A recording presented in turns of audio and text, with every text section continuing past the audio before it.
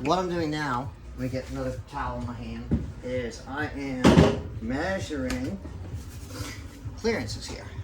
And yeah, my micrometer, and I'm going to show you guys how to set up a mic so that it's a little bit easier to calibrate.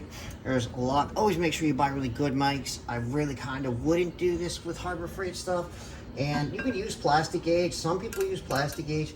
On these, I like the little click mechanism so you can't get them too tight. And then you lock it. And after you lock it, you can put it in the vise. I like to use this for the AN fittings. Usually that's what this little aluminum piece is held for. And I have a nice Fowler digital gauge, and it's still, what's funny is I had it set to calibrate, and I need to bring this down a little to make my life easier. And just gotta make sure you're not messing with the lock on it. This way I can zero out my gauge really easy. And you always want to make sure with the digital ones, you don't see negative. 0.0, so the only negative I have is 0.00005. And what I'm going to do here is I'm going to measure my main bearing clearances here to see how many thousandths I have. So according to this, I have 25 thousandths of main bearing clearance on the first journal. That is enough because on the mains I don't want to go super loose because I want to keep that oil pressure. So when you do the 25 thousandths, the journal is I think it's like 2.18 inches, and you want 1,000ths of clearance for every journal. So let me go to the next journal. And the difficulty is when you have a block in here like this, you can see I can't get to the back. So I'm literally, in order to verify clearances on the back main, I'm literally gonna have to take the block off the stand, set it down, and measure it that way. And whenever you're dealing with mains, you kind of want to make sure, though, sometimes to go from two different points. The way this is sitting right now is a little difficult to get a vertical clearance because the actual oil feed hole is there, and I want to avoid touching that. This crank is brand new, so I know that this crank is not out of round. And like I said, on the mains, I want a tiny bit, not tighter than stock, because stock is definitely way tighter than that. What I want on the mains is, I want the mains to be like your standardized motor that you would run in a race engine. I could run them a little bit looser, but I don't think it's needed in this scenario for this power level. 20 thousandths. And I'm going to re-verify that measurement because that's a little bit tighter than I want on that journal. Now, according to the bore on the block, according to that, where is that journal is tighter. So the lower number, so it's letters, is D, C, D, D, D. The lower letter is going to be a tighter journal.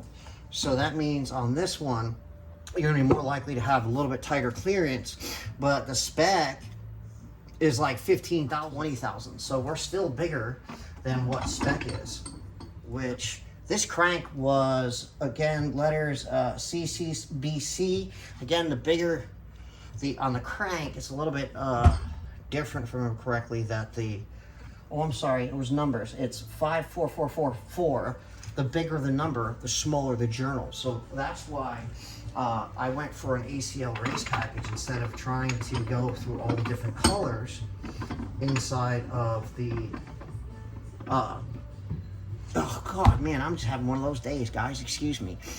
When you're going through the Honda stuff and the measurements and all the specs and stuff, the bigger the letter, or I should say like D, because it was A, B, C, D, and E, and then you have 1 through 5, the bigger the number, that means the bearing needs to be thicker. All right, so on to the next one, next journal, and same measurement. So the 4 and the 4 lets you know that these two journals are actually the same size. That's part of the measuring process. Now the tricky part is last journal, you have to go through, and I try to be really careful to not mar the bearing. And this is the most difficult one to measure.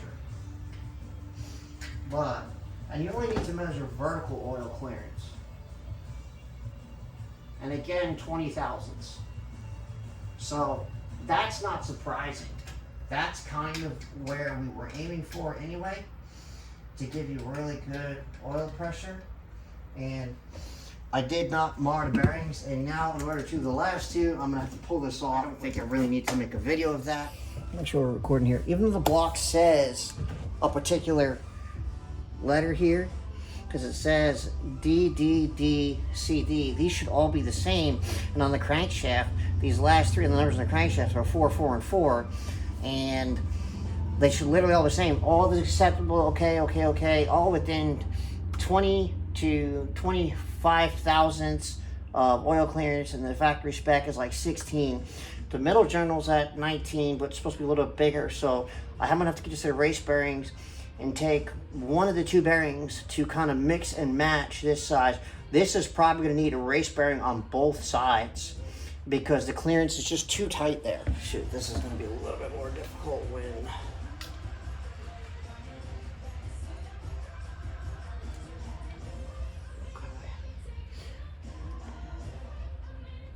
and we can see we only have about 15 thousandths of clearance. And for this motor, I do want an extra, I would like an extra 5 thousandths there. So even though this journal is supposed to be identical to the next journal in the block, it's not. And this is not something that would be easily told with plastic gauge. Now, could I throw this together and call it a day? I could, and it would be okay, but my concern would be that when you're in really high horsepower stuff, because this customer wants 700 wheel horsepower. It wants the same power we just saw. So I would not want to turn around and do this. I cleaned underneath the bearing so there's no debris under the bearing, because you could be really surprised if you have any debris under the bearing, it could cause this. And I'm super careful that I clean again before I assemble. You assemble dry, you don't put oil underneath it. You put oil underneath it, you get false readings. And I like this Fowler digital gauge because it's repeatable. I could turn around and put this thing in and calibrate it and get the same measurement time and time again. So for me, that's too tight. If it was for a build of maybe 600 horsepower, it would be fine. The factory spec, that's within factory spec. Factory spec, and I normally don't divulge this, is 0.0019 maximum, meaning if it's beyond that, it's too loose. So it's actually within spec for factory, but not for high horsepower. Here's just an example of showing you in the manual how you're supposed to go, which is which direction, versus you start from the transmission side, and you always start from the last journal as the first one. So, and we can see here in the bearing code chart that gives you an idea of how to do that. But I'm about to show you why you can't just go that route. Alrighty, I had some very interesting findings. Now, if I had just gone by the manual and not checked, alright, by the manual codes, the crank code and the engine code, I'm going to show you why it would have been a problem. So we see on the crank, it's 544444, meaning from the 5, the first number actually is done by the transmission side, 54444. On the block, very difficult to see, but we have D, D, D, C, D, and D, D, D, C, D. Now, according to that, this should have been the loosest one, and this should have been the tightest one based upon oil clearances, and I used a standard bearing from ECL, and when I put it together, this is what I ended up with. I actually ended up with this one being the tightest.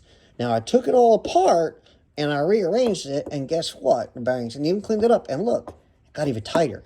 So you can't just go by the codes All right, and I'm going to show you how I'm going to fix this, or tell you how I'm going to fix this, because I didn't think I'd end up needing to order an oversized main, or undersized technically, main bearing, because the extra thousands of oil clearance. So if I had to machine it, that'd be in .025 bearing. You don't want those. You want the extra oil clearance bearings. So what you do is here is, in this scenario, like this one, I'm going to take just the bottom half. Well, why do I want to use the bottom half instead of the top half? Well, the top half, the oil flows through here to the other side and fills this channel. The hole's right behind here, so some of it comes directly through there, but a lot of it is a channel behind here flowing in, flows into the crank and then through, and this is cross-drilled so that the oil goes through here. That's why there's a cap here, and there's a cap over here where they have drilled through. So the now, why do I want to use the flat side and not the other side? Because this side is where the oil comes in, and I'm going to try, by principle, keep more oil pressure because it's thicker, and a little bit, try to keep it a little bit closer to the crank. And again, you gotta remember the crank flexes, and again, this is just in principle. And why did I choose these specs? Well, because it's per the oil that my customer is going to run, and it's per the amount of power he wants to make and the application that he's using it in. And I have a different spec for the rod bearings, so that we try to keep really good oil pressure in it, but keep enough clearance for his goal, because he is going to make a lot of power, but he's going to try use it on the street a lot. So we have a very big cross here. So, and it's interesting because the factory specs are 0.00067 minimum. Guys, that's so dang tight. That's like 1/4 of what this is. But that's because they run 0 W20 oil. But guys, it's when they're assembled, they're never that tight. They're much closer to this. Now, plastic gauge is okay, but I don't know if you would really be able to see that well in plastic gauge. I'm not a huge fan of plastic gauge. I like doing it this way. And let me see, did I miss anything here? No, I don't think so. I think that was pretty much it, guys. So as you can see the problem, and how, like this one, I'm going to have to use both sides, meaning of the extra clearance bearings, and I'm going to put it back in, and I'm going to assemble it again, and I'm going to measure it again before I even drop the crank in the motor. So that means that I've taken this, I had it up there, put it together, and because it's on the stand, I can only measure the front 3. Take it off the stand, take the back half off, measure the back 2. Okay, it's too tight. All right, let me see. Let me go back out, take the bolts back out, check the holes for clearance, clean them, put it back, and had it put this back on, put it back on the stand, tighten it all down, check the front 3, take it off the stand, take the back half off, check the back 2. Okay, still too tight. Same measurements, take it back off, put it back up on the stand, rearrange the bearings, okay? Make sure they were clean, rearrange them, put it back together, and again, I got the same measurement. It was even tighter. So that's what you can run into in engine building, and that's why it can be so time consuming, and guys, why it costs what it costs. And to be honest with you, what I charge for a build when you guys are buying the parts for all this work, it's just tons of work. Anyway, thank you for watching, guys. Appreciate all of you. So thank you very much. I know maybe this wasn't too entertaining or whatever, but I'm not great at doing videos, guys. I am good at answering questions and doing technical stuff, but this is just who I am.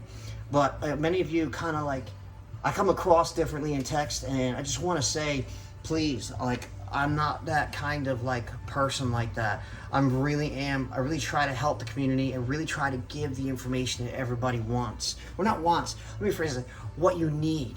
I try to give you what you need. We want all this crazy stuff, but I try to give you what you need to get there.